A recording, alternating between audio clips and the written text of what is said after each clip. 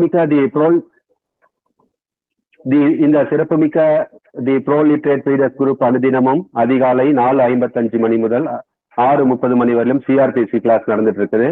அதன் தொடர்ச்சியாக மாலை வேளையில் சீனியர் அட்வைகட்ஸ் மூலமாக 7:30 மணி முதல் 8:30 மணி வரையிலும் சிறப்பு வகுப்புகள் நடைபெறுகிறது. அந்த வகையில் இன்றைய சிறப்பு வகுப்பு எடுக்க சிவில் ப்ரொசீஜர் கோட் 1998 தொடர்ச்சி எடுக்க வருகை தந்துள்ள நமது அனைவர் மனதிலும் நீங்கா இடம் பெற்றுள்ள நமது மூத்த வழக்கறிஞர் மாண்பு பொருந்திய KR சிவம் சார் அவர்களை தி ப்ரோலிட்ரேட் ரீடர்ஸ் குரூப் சார்பாக அன்புடன் வரவேற்கிறேன்.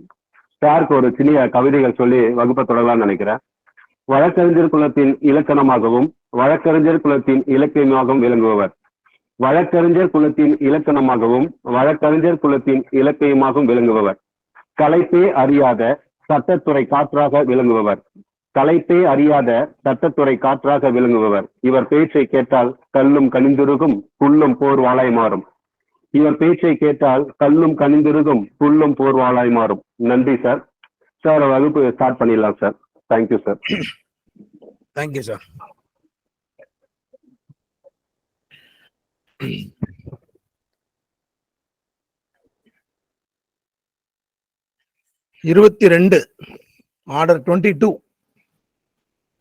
Order 22 heading death, marriage and insolvency of parties. வழக்கு தாக்கல் செய்த பிறகு வாதியோ அல்லது வழக்கில் உள்ள பிரதிவாதிகளோ இறந்துட்டாங்க அப்படின்னா என்ன பண்ணணும், என்னென்ன ப்ரொசீஜர் அப்படிங்கிறது பொறுத்து இந்த கட்டளை உரிமையில் நடைமுறை சட்டத்தில் சொல்லியிருக்காங்க. அதுல rule 1, no abatement by parties death if right to sue survives. The death of a plaintiff or defendant shall not cause the suit to abate if the right to sue survives. அதாவது ஒரு வழக்குல வழக்கினுடைய உரிமை மூலம் மற்றும் அந்த வியாஜிய மூலம் ஒருவருக்கு டீஃபால்ட்டா தொடர்ந்தால், அவருடைய இறப்புக்கு பின் தொடர்ந்தால், அந்த வழக்கு அந்த இறப்பின் காரணமாக தள்ளுபடி செய்யப்பட வேண்டிய ஒன்றாக எப்போதும் இருக்காது. அதான் பேஸ். ரூல் 1 என்ன சொல்லுதுன்னா, பிளெயின்டிஃபோ டிஃபெண்டன்ட்டோ ரைட் டு சூ சர்வைவ் ஆயிருக்கக்கூடிய லீகல் ரெப்ரசன்டேட்டிவ்ஸையோ அல்லது லீகல் ஹேர்ஸையோ விட்டுட்டு இறந்து போயிட்டாங்க அப்படின்னா அவர்களை சேர்த்து அந்த வழக்கை நடத்த வேண்டும். சிம்பிள். ரூல் 2 என்ன அப்படின்னா, procedure where one of the several plaintiffs or defendant dies right to sue survives. அதாவது வழக்கில் பல வாதிகள் பல பிரதிவாதிகள் இருக்கக்கூடிய ஒரு வழக்கில் ரைட் டு சூ சர்வைவ்ஸ், அந்த உரிமை, வழக்கை நடத்தக்கூடிய உரிமை அவர்களுக்கு வரக்கூடிய வகையில் அந்த இறப்பு ஏற்பட்டிருந்தால், where there are more plaintiffs or defendants than one and any of them dies and where the right to sue survives to the surviving plaintiff. அதாவது ஒரு 3 வாதியோ 4 வாதி இருக்காங்க, 1வது வாதி இறந்து போயிட்டாரு. 1வது வாதி இறந்து போனா அந்த சூட்டை கண்டினியூ பண்ணக்கூடிய right to continue the suit மற்ற 2, 3, 4 வாதிகளுக்கு இருக்கும் பட்சத்திலும் எகென்ஸ்ட் தி சர்வைவிங் டிஃபெண்டன்ஸ், அதே மாதிரி 2, 3 பிரதிவாதிகள் இருக்கக்கூடியதுல ஒருத்தர் இறந்து போனா மற்ற பிரதிவாதிகளுக்கு அந்த ரைட் டு சூ சர்வைவ் ஆகக்கூடிய சூழ்நிலையில் ஒரு வழக்கு இருக்குமாயின், the court shall cause an entry to that effect to be made on record and the suit shall proceed at the instance of the surviving plaintiff or plaintiffs or against the surviving defendant or defendants. அந்த வழக்கிலேயே இருக்கக்கூடிய தரப்பினர்களுக்கு அந்த உரிமை, வழக்கு நடத்தும் உரிமை தொடர்ந்தால் அதை record செய்து கொண்டு வழக்கை மேல் நடத்த வேண்டியது அப்படிங்கிறது 2. அது ரைட் டு சூ தொடர்ந்தால். 3 என்ன அப்படின்னா, procedure in case death of one of several plaintiffs or of sole plaintiff. பல வாதிகளோ அல்லது ஒரே வாதி, where one of the two or more plaintiff dies and right to sue does not survive. மேல ரெண்டுல சொன்னது பல வாதிகள் பல பிரதிவாதிகள், அதில் ஒருவர் இறந்தால் வழக்கு நடத்தக்கூடிய உரிமை அவர்களுக்குள்ளேயே இருந்தால் அதை ரெக்கார்ட் செய்து கொண்டு அவர்களை வைத்தே அந்த வழக்கு நடத்தப்பட வேண்டும். 3 என்ன அப்படின்னா, வாதிகளோ ஒரு வாதியோ அல்லது பிரதிவாதிகளோ இருக்கக்கூடிய ஒரு வழக்கில் ரைட் டு சூ சர்வைவ் ஆகவில்லை என்றால், does not survive to the surviving plaintiffs, அதில் இருக்கக்கூடிய வாதிகளுக்கு அந்த ரைட் டு சூ சர்வைவ் ஆகவில்லை என்றால், ஆர் பிளெயின்டிஃப்ஸ் அலோன், ஒரே ஒரு வாதி அவருக்கு ஆகவில்லை என்றால், or sole plaintiff or sole surviving plaintiff dies and the right to sue survives, the court on an application made in that behalf shall cause the legal representatives of the deceased plaintiff to be made a party and shall proceed with the suit. இந்த 3 என்ன சொல்லுது அப்படின்னா, வாதி வழக்கில் இறந்து விட்டால் அவர்களுடைய வாரிசுகளை இந்த ரூல்ல சேர்க்கணும். does not survive அப்படின்னு வரக்கூடிய ஒரு சூழ்நிலையில் அப்படின்னு வருது. அப்படி பாத்தீங்கன்னா, ஒரு வாதி வழக்கு போடுறாரு, இறந்து போயிட்டார் அப்படின்னா, அவருடைய லீகல் ஹேர்ஸ் இருந்தால் அந்த லீகல் ஹேர்ஸை அப்ளிகேஷன் போட்டு அவங்கள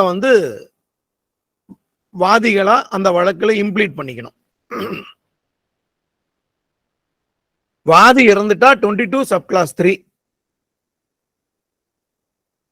wherein within the time limit no application is made under the rule 1, the suit shall abate as far as the deceased plaintiff is concerned, and on the application of the defendant the court may award to him the cost which he may have incurred in defending the suit to be recovered from the estate of the deceased plaintiff. அதாவது இறந்து போன வாதிக்கு உரிய காலத்தில், அதாவது காலாவதி சட்டத்தில் சொல்லப்பட்டுள்ள அந்த உரிய காலத்தில் வாரிசுகளை சேர்க்காமல் அந்த வழக்கு நீதிமன்றத்தால் அந்த வழக்கு அபேட் ஆகிறது அப்படின்னு சொன்னால், அந்த அபேட்மெண்ட்டுக்கு டிஃபெண்டன்ட்டுக்கு கோர்ட்டுக்கு கூப்பிட்டு அவங்கள கேஸ் நடத்த சொல்லி பின்னிட்டு அந்த வழக்கை அவர் மேல் நடத்தாத காரணத்தினால் அவருக்கு வழக்கு செலவு தொகையை கொடுக்கலாம். அந்த வழக்கு செலவு தொகை யார் கொடுப்பாங்க அப்படின்னு சொன்னா அதை சொல்றாங்க பாருங்க, அந்த எஸ்டேட் ஆஃப் தி டிசீஸ்ட். ஏன்னா பார்ட்டி இல்லை அப்படின்னா அவருடைய அசையா சொத்துக்களில் இருந்தோ அல்லது அசையும் சொத்துக்களில் இருந்தோ எஸ்டேட், அதுல இருந்து அவங்களுக்கு கொடுக்கறதுக்கு நீதிமன்றம் அந்த வழக்கின் பொருண்மையை கருத்தில் கொண்டு உத்தரவிடலாம் அப்படின்னு சொல்றாங்க. இப்போ வாதியும் சரி பிரதிவாதியும் சரி, நான் அடுத்தது பிரதிவாதியும் சொல்லிடுறேன், அதுக்கப்புறமா லிமிடேஷனை பத்தி பார்ப்போம். இந்த 3 வாதி இறக்கிறத பத்தி சொல்றது. அதே மாதிரிதான் ரூல் 4, பிரதிவாதி இறந்துட்டாங்க அப்படின்னு சொன்னால் அவங்கள எப்படி சேர்க்கணும் அப்படின்னு சொல்லிட்டு பிரதிவாதி சேர்க்கறத பத்தி சொல்றாங்க. வழக்கில் இருக்கக்கூடிய பிரதிவாதியை சேர்க்கறத பத்தியும் சொல்றாங்க. இப்போ ஒரு வழக்குல ஒரு வாதி இறந்து போயிட்டாரு, அவருடைய வாரிசுகளை வழக்கில் ஒரு தரப்பினராக சேர்க்கப்பட வேண்டும். இது இப்ப நான் சொல்றது வாதி பிரதிவாதி 2 பேருக்குமே பொருந்தும். ஏன்னா வாதி இறந்துட்டாங்க, சோல் சர்வைவிங், ஒரே ஒரு வாதி இருக்காரு, அவர் இறந்து போயிடுறாரு அப்படின்னா நீங்க அவங்களுடைய வாரிசுகளை இந்த 22 subclass 3ல மனு போட்டு வக்காலத்து வச்சு கொடுப்பீங்க. அதுக்கப்புறமா அதை நம்பர் ஆகி ஏதோ லீகல் ஹேர்ஸ் ரியல் ஹேர்ஸ் தான் பார்த்துட்டு அதுக்கப்புறமா அலோ பண்ணுவாங்க. That is the procedure. இந்த வாதி இறந்து போய் நீங்க எல்லாரும் சேர்க்கறது அப்படிங்கிறது ஆர்டிகிள் 120 ஆஃப் தி லிமிடேஷன் ஆக்ட்ல 90 நாள்ல சேர்க்கணும். 90 நாள்ல சேர்க்கணும். அப்படி 90 நாள்ல, அதாவது டேட் ஆஃப் டெத்ல இருந்து அந்த 90 நாள் கணக்கு எப்போ அப்படின்னா இறந்து போன நாளிலிருந்து 90 நாட்களுக்குள்ளாக நீங்க அவங்க வாரிசுகளை சேர்க்கணும். நேரடியா இந்த அப்ளிகேஷன் போட்டா போதும். இந்த 90 நாள் தாண்டி போச்சு, 90 நாள்ல அப்ளிகேஷன் போடல அப்படின்னா அதிலிருந்து அதுக்கப்புறமா அப்ளிகேஷன் வந்து 90 நாள்ல போடாம 91வது நாள்ல இருந்து 60 நாள் கழிச்சு அப்பவும் நீங்க வந்து அப்ளிகேஷன் போடல அப்படின்னா, அதாவது 150th டே, 90 ஒரு 60 150வது நாள் ஆட்டோமேட்டிக்கா யார் இறந்தாங்களோ அவங்கள பொறுத்து அந்த சூட் அபேட் ஆயிடும். கோர்ட் வந்து ஆர்டர் அபேட்மெண்ட்டுக்கு பாஸ் பண்ணணும்ன்ற அவசியம் இல்லை. In the absence of LRs to be brought on record within the stipulated time under Article 120 of the Limitation Act within 90 days. And even after 60 days no LRs have been impleted, then on 150th day the suit has automatically been abated. It is deemed to have been abated. No, the court need not pass any specific order for abatement. So 150வது நாள் வந்து போயிடும். இப்போ நீங்க 151வது நாள்லயோ அல்லது 160வது நாள்லயோ நீங்க வந்து ஏதோ ஒரு ரீசன் சொல்லி எல்லாரும் சேர்க்கணும் அப்படின்னு சொன்னா நீங்க 3 பெட்டிஷன் போடணும். ஒன்னு வாதி இறந்தா 22 ரூல் 3லயும், பிரதிவாதி இறந்தா 22 ரூல் 4லயும் அப்ளிகேஷன் போட்டு 90 நாள்ல நீங்க வந்து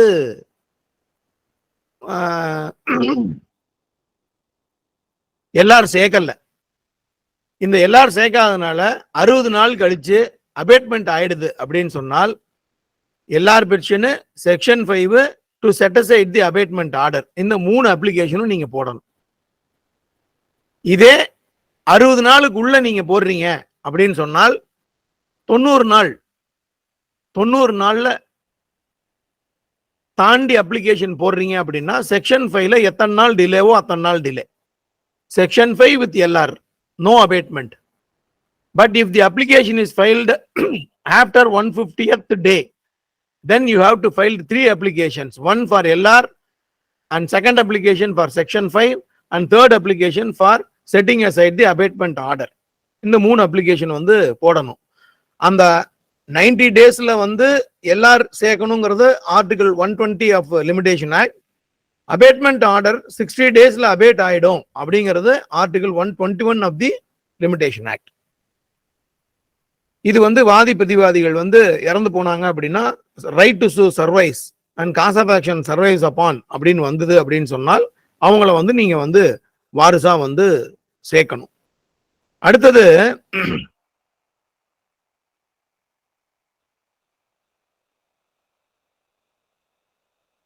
ஒரு சில காலங்கள்ல கோர்ட் வந்து எல்லாரும் வந்து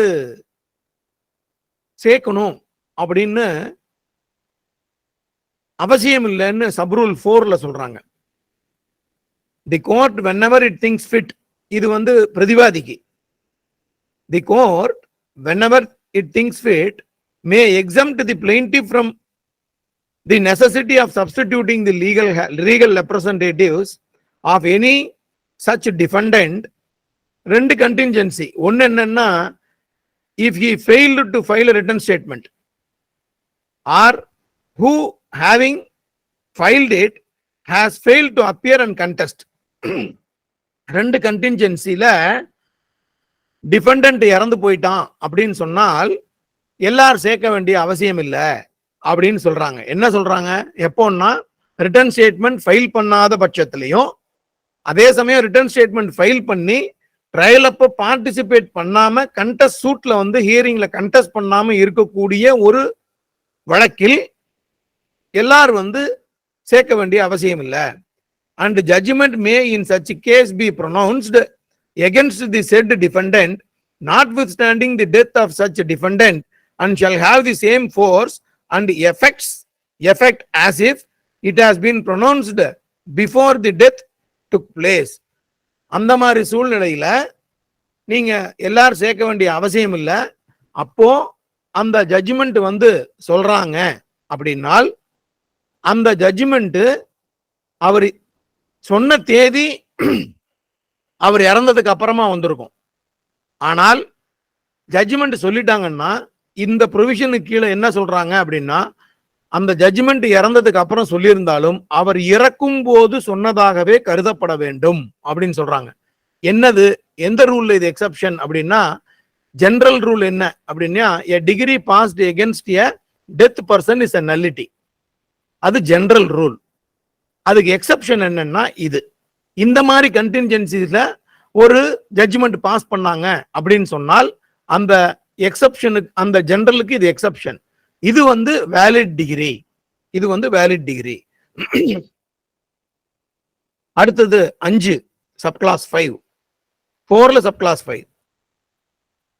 The plaintiff was ignorant of the death of the defendant. பிரதிவாதி இறந்தது வாதிக்கு தெரியவில்லை. அவர் வெளியூர்ல இருக்காரு, வாதி ஒரு ஊர்ல இருக்கார், பிரதிவாதி ஒரு ஊர்ல இருக்கார். இருக்கக்கூடிய ஒரு சூழ்நிலையில இறந்து போன பிரதிவாதி வந்து எப்ப இறந்தாருன்னு தெரியல. and could not for the reason make an application for the substitution of the legal representative of the defendant.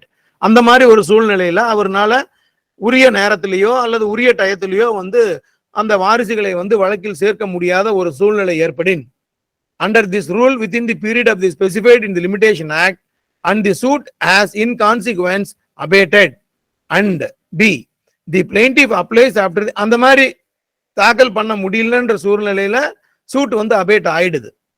அப்போ the plaintiff applies after the expiry of the period specified therefore in the limitation act for setting aside the abatement and also for the admission of that application under section 5 of the act on the ground that he had by reason of such ignorance sufficient cause for not making the application within the period of specified in the said act. அதனாலதான் நம்ம சொல்றது, வாதி வந்து இறந்து போனதுக்கு அப்புறமா, பிரதிவாதி வந்து இறந்து போனதுக்கு அப்புறமா அவர் நான் வெளியூர்ல இருந்த காரணத்தினாலையும் ஊர்ல இல்லாத காரணத்தினாலையும் அவர் வந்து இறந்தது எங்களுக்கு வந்து தெரியல. பின்னிட்டு தெரிய வரும்போது இந்த டைம் முடிஞ்சு போச்சு. ஆனா இந்த வழக்கிற்கு அவர்கள் அவசியமான தரப்பினர்ன்றதுனால நாங்க சேர்க்காதது வந்து வேணும்னு சேர்க்காம இல்ல, தெரியாம சேர்க்காம விட்டுட்டோம். அதனால அவங்கள வந்து சேர்க்கணும் அப்படின்னு சொல்லிட்டு அந்த டிலேவை கண்டோன் பண்ணி அந்த செக்ஷன் 5 அப்ளிகேஷன் போட்டு அந்த 3 அப்ளிகேஷனையும் சேர்ந்து நீதிமன்றத்தில் கொடுத்தீங்க அப்படின்னா ஃபர்ஸ்ட் செக்ஷன் 5 நம்பர் ஆகி ரீசன் சரியா இருக்கா அப்படின்னு அலோவ் பண்ணுவாங்க. அந்த செக்ஷன் 5 அலோவ் ஆனதுக்கு அப்புறமா அபேட்மெண்ட் அலோவ் ஆகும். அபேட்மெண்ட் ஆனதுக்கு அப்புறமா ஆட்டோமேட்டிக்கா எல்லார் பென்ஷன் வந்து அலோவ் ஆகும். This is the procedure. Number பண்றதே இப்படிதான் பண்ணுவாங்க. ஃபர்ஸ்ட் செக்ஷன் 5 பண்ணுவாங்க, அடுத்தது வந்து அபேட்மெண்ட் பண்ணுவாங்க, அதுக்கப்புறமா எல்லாரும் பண்ணுவாங்க. இது ஒரு கண்டின்ஜென்சி. டிஃபெண்டன்ட் இறந்து போனா வாதிக்கு தெரியலன்னா என்ன பண்றதுன்னு. அடுத்தது 4A procedure where there is no legal representative. நம்ம சிம்பிளா பிராக்டிஸ் பண்ணிருக்கக்கூடிய எல்லா வக்கீல்களும் தெரியும், டிஃபெண்டன்ட் சோல் டிஃபெண்டன்டாவோ அல்லது வேற ஒரு டிஃபெண்டன்ட் இருக்காங்க, ஆனா அவர் இண்டிபெண்டா இருக்காங்க, 2 டிஃபெண்டன்ட்னுடைய கண்டெஸ்டும் இண்டிபெண்டா இருக்கு. அப்படிங்கும் போது அவங்களுக்கு வந்து எல்ஆர்சி இல்ல, லீகல் ரெப்ரசன்டேட்டிவ்ஸோ லீகல் ஹேர்ஸோ யாரும் இல்லை அப்படின்னா ஒரு மெமோ போட்டுருவோம், no legal heirs and there is no necessity for the plaintiff to implead any legal heirs because the deceased person has not left behind him any legal heirs or legal representative. Memo may be recorded and proceed பண்ணுங்க சூட்டை அப்படின்னு போட்டுருவோம். that memo record பண்ணிட்டு சூட்டை ஃபர்தரா proceed பண்ணுவாங்க.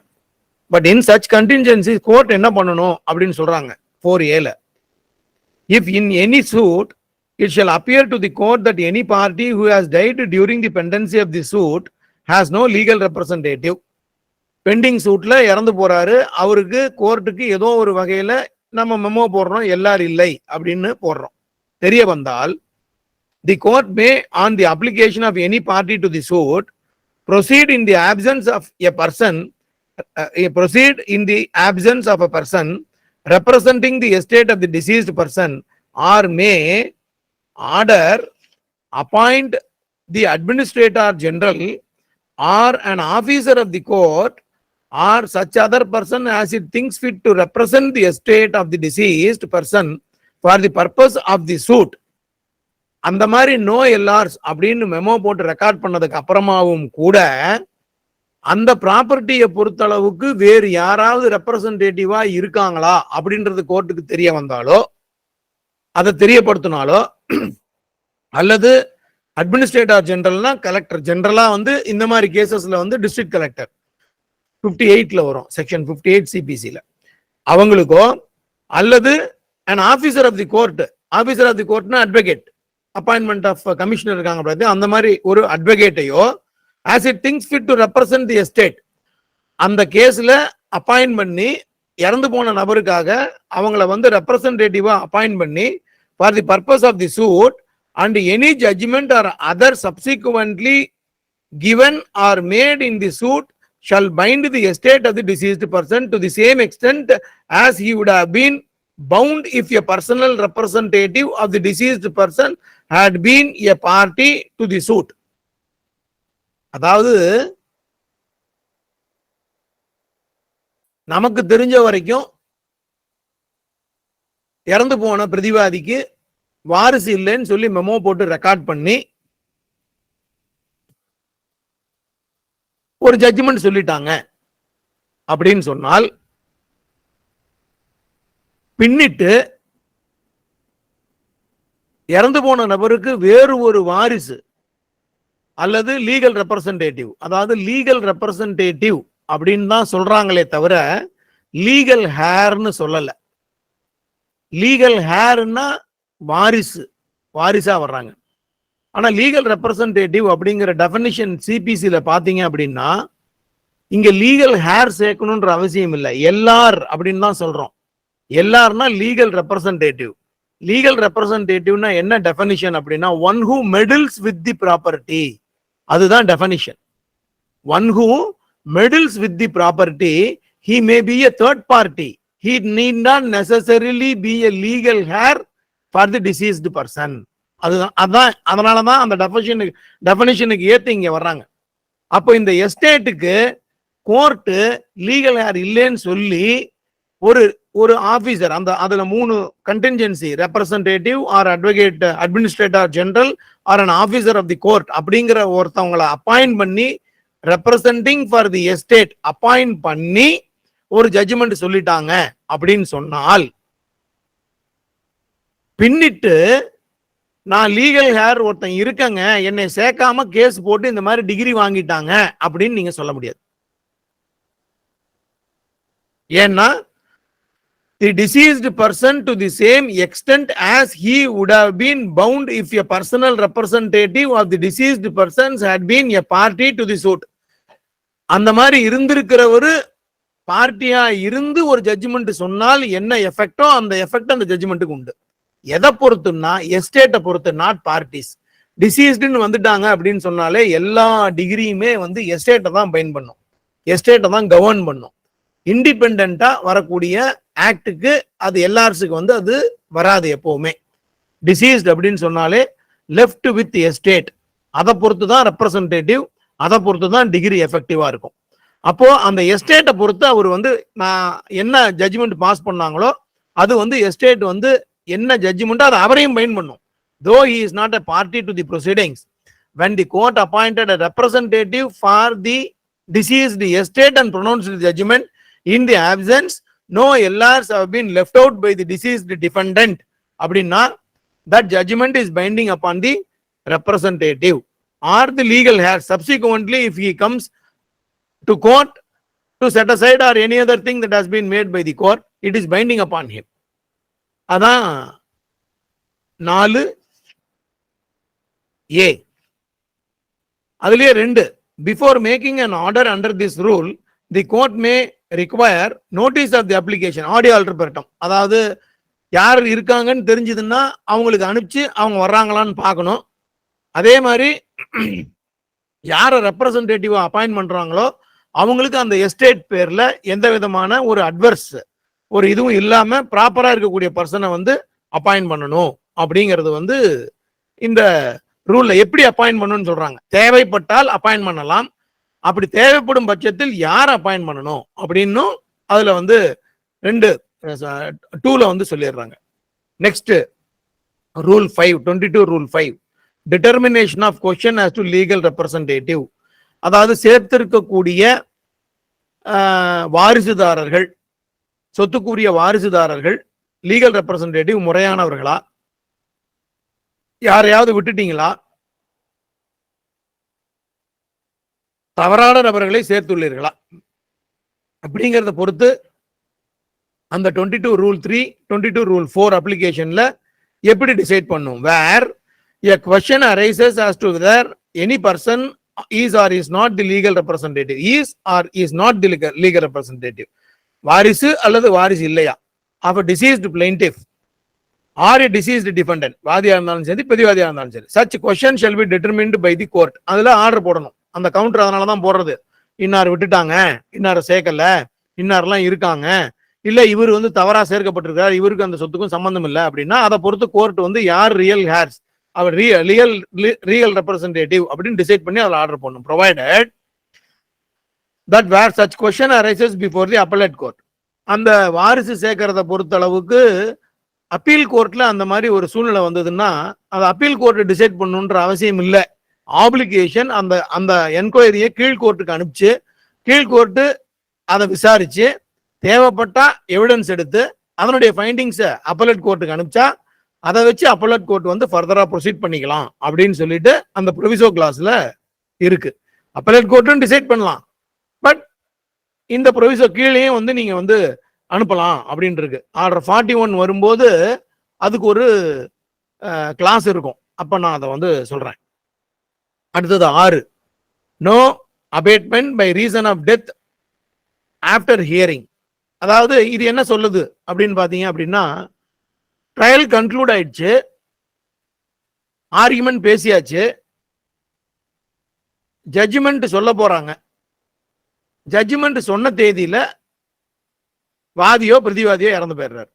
After conclusion of trial and after pronouncing the judgment in between the period கோர்ட்டினுடைய நாலேஜுக்கு வாதியோ பிரதிவாதியோ இறந்தது வரலை அப்படின்னு சொன்னு கோர்ட் ஜட்ஜ்மெண்ட் சொல்லிட்டாங்க அப்படின்னு சொன்னால் அது அவர்கள் உயிரோடு இருக்கும்போது ஜட்ஜ்மெண்ட் சொன்னதாகவே கருதப்பட வேண்டும். அங்க வேற கண்டின்ஜென்சி, இங்க வேற கண்டின்ஜென்சி. இங்க என்னன்னா ட்ரையல் கன்க்ளூட் ஆயிடுது, கன்க்ளூட் ஆகிற வரைக்கும் வாதி பிரதிவாதிகள் இருக்கிறாங்க. ஜட்ஜ்மெண்ட் சொல்லும் போது யாரோ ஒருத்தர் இறந்து போயிடுறாங்க, அது கோர்ட்டினுடைய நாலேஜுக்கு வரல. ஜட்ஜ்மெண்ட் சொன்ன அன்னைக்கு வாதியோ பிரதிவாதியோ இல்லை அப்படின்னா இங்கேயும் என்ன சொல்றாங்க அப்படின்னால் அவங்க உயிரோடு இருக்கும்போது அதாவது அந்த தீர்ப்புரை சொன்ன நாளில் இறந்து போன நபர் உயிரோடு இருந்ததாக கருதப்பட வேண்டும் அப்படின்னு சொல்லிடுறாங்க. Between the conclusion of the hearing and the pronouncing of the judgment, but the judgment may in such a case be pronounced notwithstanding the death and shall have the same force and effect as it had been pronounced before the death took place. இறந்த தேதிங்கிறது வந்து இறந்து போனதுக்கு அப்புறம் இருந்தாலும் conclusion of ட்ரையலுக்கு அப்புறமா அவர் இறந்து போயிருக்காரு, அது தெரியாம கோர்ட் ஜட்ஜ்மெண்ட் சொல்லிட்டாங்கன்னால் அவங்க உயிரோடு இருக்கும்போது அந்த ஜட்ஜ்மெண்ட் சொன்னதாக கருதப்பட வேண்டும் அப்படின்னு சொல்லிட்டாங்க. Next 7, suit not abated by marriage of female party. ரெண்டு பேருமே, அதாவது ஃபீமேல் பார்ட்டினா ஒரு வழக்குல வந்து அன்மேரிடு டாட்டர், அன்மேரிடு ஃபீமேல் இருக்காங்க அப்படின்னா அவங்க கல்யாணம் ஆனதுனால மட்டுமே அந்த வழக்கு வந்து அபேட் ஆகும் அப்படின்றது வந்து கிடையாது அப்படின்னு சொல்லிட்டு வந்து இதுல வந்து சொல்றாங்க. இதுல என்ன அப்படின்னா ஸ்டேட்டஸ் மாறுது இல்லையா, ஸ்டேட்டஸ் மாறும்போது என்ன ஆகும் அப்படின்னா, ஏன் இந்த கண்டின்ஜென்சியில் இப்படி கொடுத்துருக்காங்களே சார், இதுக்கு என்ன சார் வந்து ஒரு என்ன யூஸ் இருக்கும் அப்படின்னு நீங்க கேக்குறீங்க அப்படின்னா, சப்போஸ் அன்மேரிடு டாட்டருக்கு இப்போ ஒரு பார்ட்டிஷன் சூட் இருக்கு, இந்த பார்ட்டிஷன் சூட்ல அன்மேரிடு டாட்டர் இப்ப ஷேரர், அந்த அன்மேரிடு டாட்டர் ஷேரரா இருக்கும்போது வழக்கு நடந்துகிட்டு இருக்கு, பார்ட்டிஷன் சூட் நடந்துகிட்டு இருக்கு, அப்ப அன்மேரிடு நடந்துட்டே இருக்கும்போது வழக்கு நிலுவையில் இருக்கும்போது அந்த அன்மேரிடு டாட்டருக்கு வந்து கல்யாணம் நடந்துடுது. கல்யாணம் நடந்ததுக்கு அப்புறமா ஸ்டேட்டஸ் மாறாது, அப்படியே தான் இருக்க போகுது. இந்த டிகிரி வருதுன்னு வச்சுக்கோங்களேன், இந்த டிகிரி வரும்போது அந்த பொண்ணுக்கு வந்து ஒரு ஷேர் இருக்குன்னு சொல்றாங்க, அப்பா சொத்துலயோ தாத்தா சொத்துலயோ ஒரு ஷேர் இருக்குன்னு சொல்றாங்க. அட் தி சேம் டைம் அந்த குடும்பத்துல கடனும் இருக்கு, கடன் எஸ்டாப்ளிஷ் பண்ணிடுறாங்க கேஸ்ல. கடன் எஸ்டாப்ளிஷ் பண்ணும்போது அந்த பொண்ணுக்கு என்ன ஷேர் வருதோ அந்த ஷேருக்கு உண்டான கடனை இந்த பொண்ணு கட்டணும் அப்படின்னு வருது. அப்படி வரும்போது பின்னிட்டு அந்த கடனை வசூல் பண்ணும்போது ஏற்படக்கூடிய பிரச்சனைகள் என்ன அப்படிங்கிறத ஃபோர்சி பண்ணி தான் அதை அவாய்ட் பண்றதுக்கு இங்க வந்து இந்த ப்ரொவிஷன் கொடுத்துருக்காங்க. The marriage of a female plaintiff or defendant shall not cause the suit to abate but the suit may notwithstanding be proceeded with to judgment, and where the degree is against the female defendant, it may be executed against her alone.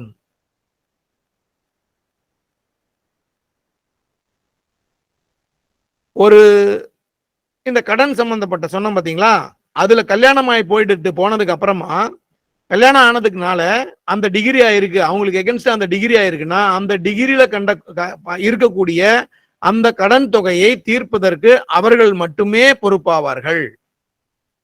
where the husband is by law liable for the debts of his wife. இங்க வந்து பாருங்க அடுத்தது, where the husband is by law liable for the debts of his wife, the degree may with the permission of the court be executed against the husband also. என்னன்னா wife இந்த ப்ராப்பர்ட்டியோட வந்துடுறாங்க, கல்யாணம் ஆயிடுது, ஏதோ ஒரு கண்டின்ஜென்சில வைஃப் இறந்து போயிடுறாங்க. வைஃப் இறந்து போனதுக்கு அப்புறமா நீங்க லீகல் ஏர் சேர்க்கணும்னா அந்த எஸ்டேட் அந்த ஹஸ்பண்டுக்கு போகுது. அந்த எஸ்டேட் அந்த ஹஸ்பண்டுக்கு போகும்போது அந்த பொண்ணுக்கு என்ன வந்து கடன் கொடுக்கணும்னு சொல்றாங்களோ அந்த கடன்காரங்கள் இந்த பொண்ணு பேர்ல தான் மேல நிறைவேற்றணும்னு சொல்லியிருக்காங்க அந்த டிகிரியை. ஆனா அடுத்த ப்ரொவிஷன்ல என்ன சொல்றாங்க, இந்த கண்டின்ஜென்சில இந்த மாதிரி ஒரு சூழ்நிலையில அந்த ப்ராப்பர்ட்டி அவங்க கிட்ட வந்ததுன்னா with the permission of the court ஹஸ்பண்ட பார்ட்டியா சேர்த்து நீங்க அந்த டெட்டை எக்ஸிக்யூட் பண்றதுக்கு அந்த இம்மூவபிள் ப்ராப்பர்ட்டி பேர்ல அவர் பேர்ல நீங்க ப்ரொசீட் பண்ணலாம். அதான் அதுக்காக தான் இந்த ப்ரொவிஷன் வந்து அவங்க வந்து கொடுத்துருக்காங்க. டெத்தோ அல்லது மேரேஜோ வந்து சூட்டை வந்து அபேட் ஆகாது அப்படின்னு சொல்லிட்டு வந்து சொல்றாங்க. இன்கேஸ் கல்யாணம் ஆகி அப்பீல் போகுது, சுப்ரீம் கோர்ட் வரைக்கும் போகுது, அந்த ஒரு சூழ்நிலையில அவங்க வந்து இறந்து போயிடுறாங்க அப்படின்னு சொன்னா எந்த சூழ்நிலையில எப்படி யாராருக்கு லயபிள் அப்படின்றது சொல்றதுக்கு தான் இந்த ப்ரொவிஷன். அடுத்து 8, when plaintiff's insolvency bars suit, the insolvency of a plaintiff in a suit which the assignee or receiver might maintain for the benefit of his creditors shall not cause the suit to abate unless such assignee or receiver declines to continue the suit or to give security for the cost thereof within such time as the court may direct. அதாவது வாதி வழக்கு போட்டு பெண்டிங்ல இருக்கும்போது IP கொடுத்துறாரு. IP கொடுத்துட்டாங்க அப்படின்னு சொன்னா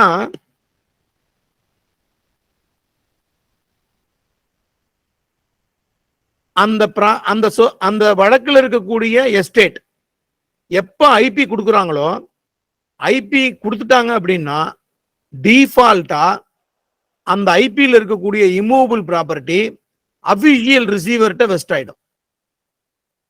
west பண்ணி order போடணும்ன்ற அவசியமே இல்லை. அந்த ஐபிலேயே சொல்லிடுவீங்க, என்னுடைய இந்த செகண்ட் லிஸ்ட்ல இருக்கக்கூடிய இம்மூவபிள் ப்ராப்பர்ட்டியை நான் வந்து அபிஷியல் ரிசீவர்கிட்ட வந்து என்ட்ரஸ்ட் பண்ணிடுறோம் அப்படின்னு சொல்லிட்டு அந்த கிளாஸ் வந்துடும். ஸோ ஒன்ஸ் அப்பீல் ஐபி வந்து நம்பர் பண்ணி அட்மினிஸ்ட்ரேட்டிவ் ஐபி நம்பர் பண்றதுக்கு முன்னாடி அட்மினிஸ்ட்ரேட்டிவ் சார்ஜஸ் நீங்க கட்டி அந்த அட்மினிஸ்ட்ரேட்டிவ் சார்ஜஸ் வந்ததுக்கு அப்புறமா பேப்பர் வந்து விளம்பரம் வந்து ஐபி நம்பர் ஆயிடுச்சுனாலே ஆட்டோமேட்டிக்கா அந்த ப்ராப்பர்ட்டி அந்த அபிஷியல் ரிசீவர்கிட்ட வந்து வெஸ்ட் ஆயிடும்.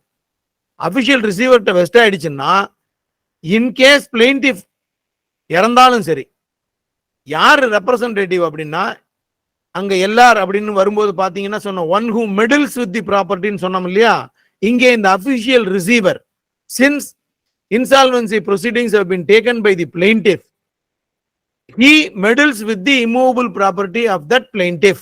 So automatically official receiver வந்து அங்க அந்த கேஸை வந்து லுக் அவுட் பண்றதுக்கு அந்த எஸ்டேட்டை பாக்குறதுக்கு அவங்க வந்துருவாங்க. எல்லாரும் வந்து ஆட்டோமேட்டிக்கா வந்துருவாங்க இன்சால்வன்சி பர்சனுக்கு.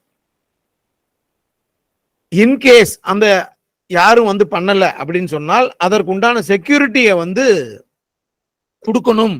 Security for the costs of within such time has the court direct.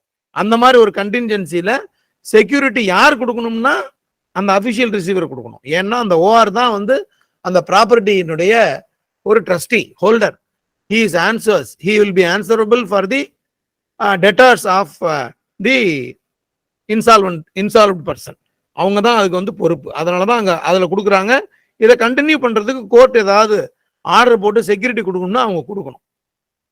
Procedure where assignee fails to continue to the suit or to give security. அந்த மாதிரி ஆர்டர் போட்டு பின்னிட்டு வரக்கூடியவங்க வந்து அசைனியோ அல்லது வந்து அந்த ரிசீவரோ வந்து பண்ணல அப்படின்னா, where the assignee or the receiver neglects or refuses to continue the suit and to give such security within the time so ordered, the defendant may apply for the dismissal of the suit. அந்த மாதிரி அவங்க continue பண்ணாம எப்படி வந்து எல்லாரும் சேர்க்காம abetment ஆகி போச்சுன்னா டிஃபெண்டன்ட் வந்து எனக்கு காஸ்ட் கொடுங்கன்னு கேட்டா அதை எஸ்டேட்ல இருந்து வசூல் பண்ணிக்கலாமோ, அதே மாதிரி இங்கேயுமே ஐபி கொடுத்த பர்சனுக்கு அபிஷியல் ரிசீவரோ அல்லது அசைனியோ வந்து கண்டினியூ பண்ணி செக்யூரிட்டி கொடுக்காம சூட்டை கண்டினியூ பண்ணாம விட்டாங்கன்னா டிஃபெண்டன்ட் கோர்ட்டுக்கு ஒரு அப்ளிகேஷன் போட்டு அவன் கண்டினியூ பண்ண மாட்டேன்றாங்க, எனக்கு நீங்க காஸ்ட் கொடுங்க அப்படின்னு சொன்னா அந்த வழக்கை தள்ளுபடி பண்ணிட்டு அதற்கு உண்டான காஸ்ட்டை டிஃபெண்டன்ட்டுக்கு எஸ்டேட்ல இருந்து வசூல் பண்றதுக்கு கோர்ட் வந்து ஆர்டர் பண்ணலாம். அடுத்தது effect of abatement or dismissal. Order 22 rule 9 to set aside the abatement order நீங்க ஆர்டர் 22 ரூல் 9ல போடணும். ஒன்னு வாதி இறந்தா 22(3), பிரதிவாதி இறந்தா 22(4). அதை 90 நாள் 150 நாளுக்குள்ள போடலன்னா section 5 to set aside the abatement order, order 22 rule 9. Where the suit abates or is dismissed under this order, no fresh suit shall be brought on the same cause of action. இன்னொரு suit அதே cos of ஆக்ஷன்ல நீங்க வந்து fresh suit வந்து போட முடியாது. The plaintiff or the person claiming to be the legal representative of a deceased plaintiff or the assignee or the receiver in the case of an insolvent plaintiff may apply for an order to set aside the abatement or dismissal, and if it is proved that the prevented by sufficient cause from continuing the suit, the court shall set aside the abatement or dismissal upon such terms as to cause and otherwise as the things fit. To set aside the abatement order, நீங்க வந்து abetment ஆறது ஒண்ணுல ஆகுது, 150 daysல steps எடுக்கல அப்படின்னு சொன்னால் the abatement deemed to have been passed by the court under order 22 rule 9 subclass 1. To set aside the abatement order to be filed order 22 rule 9 subclass 2. இதுல section 5 அந்த 150 நாளுக்கு மேல போச்சுனாலுமே நீங்க ஒவ்வொரு நாளுக்கும் டிலே சொல்லி அந்த செட்டசைட் பண்றதுக்கு உண்டான லீகல் இதை வந்து கொடுக்கலாம், ரீசனிங் வந்து கொடுக்கலாம் டு என்டர்டைன் தட் அப்ளிகேஷன்ஸ். இதுல எக்ஸ்பிளனேஷன் என்னன்னா, nothing in this rule shall be construed as barring in any later suit a defense based on the facts which constituted the cause of action in the suit which had abated or had been dismissed under this order.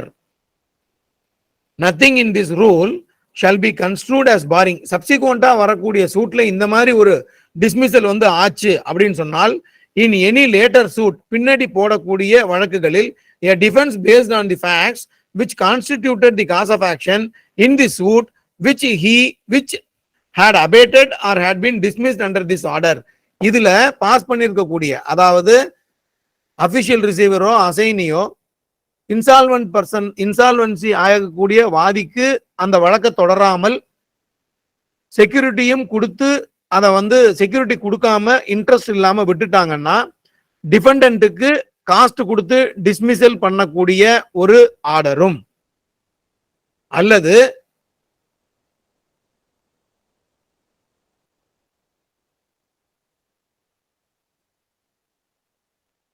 Order, இந்த dismissal ஆர்டரை later suit லேட்டரா வந்து எல்லார்ஸோ அல்லது வேற ஒரு கண்டின்ஜென்சிலயோ வந்து அந்த estate பேர்ல போடும்போது இந்த ப்ரீவியஸா பாஸ் பண்ண ஆர்டர், அந்த ஆர்டர் 22 ரூல் 8 சப்கிளாஸ் 2ல போட்ட order is not a bar. Same cause of ஆக்ஷனா இருந்தாலுமே அதுல நீங்க லேட்டர் சூட்ல போடலாம். Is not a bar notwithstanding anything. Nothing in this rule shall be construed as a barring. அதற்கு வந்து பொருந்தாது. சிம்பிளா என்ன எப்படி புரிஞ்சுக்கலாம் அப்படின்னா, ஆர்டர் 2 ரூல் 2 அப்படிங்கிற மாதிரியும் ரெசிடிகேட்டா வர்ற மாதிரி dismiss for default ex parte decree ப்ரொவிசோல வந்து ex parte decree is also deemed to be ரெசிடிகேட்டா அப்படின்னு அந்த ப்ரொவிசோ கிளாஸ்ல வர்ற மாதிரி இங்க இந்த டிஸ்மிசல் இன்சால்வன்சி பர்சன்ஸ் சூட் வந்து ப்ரொசீட் பண்ணாம டிஸ்மிஸ் ஆச்சுன்னா லேட்டரா பண்ணக்கூடிய ஒரு சூட் அந்த எஸ்டேட்டை பொறுத்து இந்த ஆர்டர் ஒரு பார் ஆகாது, இட் இஸ் மெயின்டைனபிள் அப்படிங்கிறது explanation. Procedure in case of assignment before final order in suit. In other cases of an assignment, creation or devolution of any interest during the pendency of the suit may, by leave of the court, be continued by or against the person to or upon whom such interest has become or devolved.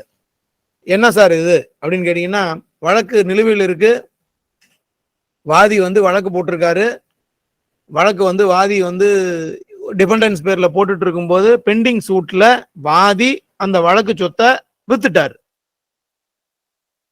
Cases of an assignment by any force or creation or devolution, எப்படி இருந்தாலும் சரி, அந்த ப்ராப்பர்ட்டியை வாதிக்கு இல்லாமல் ஆகிவிட்டது என்றால், இந்த கண்டின்ஜென்சில யார் அந்த ப்ராப்பர்ட்டிக்கு வராங்களோ அவங்க வழக்கில் தரப்பினர்களாக இல்லாமல் இருந்தாலும்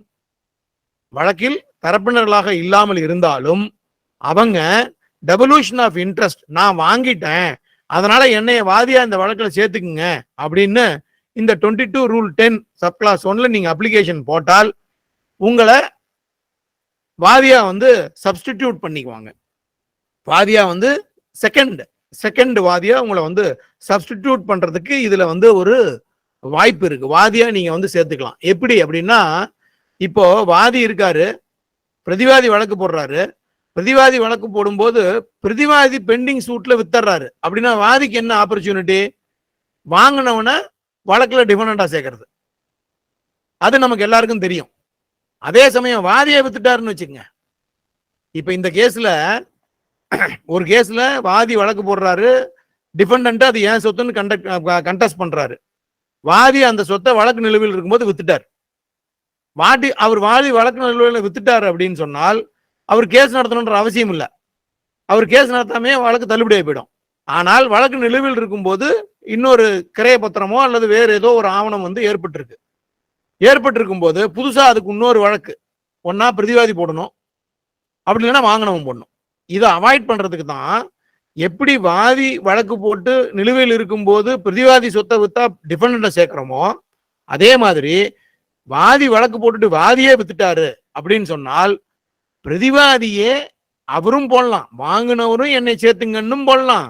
பிரதிவாதியே இந்த ப்ரொவிஷன்ல அப்ளிகேஷன் போட்டு அவரை வாதியா சேர்த்துங்க, அசைன்மெண்ட் ஆயிருக்கு, அது மல்டிபிளிகேஷன் ஆஃப் ப்ரொசீடிங்ஸ், நாங்க திரும்பி அவர் பேர்ல ஒரு வழக்கு போட வேண்டிய அவசியம் இல்லை, அவருக்கு என்ன இன்ட்ரெஸ்ட் இருக்கோ அந்த இன்ட்ரெஸ்ட் தான் அவருக்கு வருது, அதனால அவரை வாதியா ரெண்டாவது வாதியா சேர்த்துங்கன்னு வாங்கினவரும் போடலாம், அதுல இருக்கக்கூடிய டிஃபெண்டன்ட்டும் அவரை வாதியா சேர்த்துங்கன்னு போடலாம். அந்த ப்ரொவிஷன் தான் 10. அதுல அந்த attachment of decree pending and appeal there from, அதாவது in any kind of interest. அந்த அசைன்மெண்ட்டுங்கிறது decree assignment in the sense எதுல வேணா வரலாம், டிகிரியில வரலாம், டாக்குமெண்ட்ஸ்ல வரலாம், டிரான்ஸ்ஃபர்ல வரலாம், செட்டில்மெண்ட்ல வரலாம், எதுல வேணா அவங்களுக்கு அந்த அசைன்மெண்ட் வரலாம். Pending proceedings any transfer of interest in the immovable property over the suit property, அதை பொறுத்து வாதி பண்ணாருன்னா இந்த வழக்குல நீங்க வர்றது. அடுத்தது என்ன அப்படின்னு சொன்னா, இறந்து போனவங்க வாதியோ பிரதிவாதியோ, இறந்து போனவங்க வாதியோ பிரதிவாதியோ வழக்குல இறந்து போயிட்டாங்க அப்படின்னா அந்த ரெஸ்பெக்டிவ் கவுன்சில்ஸ்க்கு ஒரு டியூட்டி இருக்கு கோர்ட்டுக்கு. இந்த மாதிரி வாதி இறந்துட்டாரு அப்படின்னு ஒரு மெமோ போடுறது. அந்த மெமோவே இந்த ஆர்டர் 22 ரூல் 10A தான் போடணும். ஆனா நம்ம எல்லாருமே memo filed by the plaintiff or memo filed by the டிஃபெண்டன்ட்னு போட்டுறோம், அவ்வளவுதான். ஆனா reporting the death of the concerned parties to the proceedings have to be intimated to the court of the order under order 22 rule 10A CPC. அதுல தான் நீங்க கொடுக்கணும், அந்த மெமோவை அதுல தான் போடணும். இப்ப ஏன் சார் இது கொடுத்துருக்காங்க?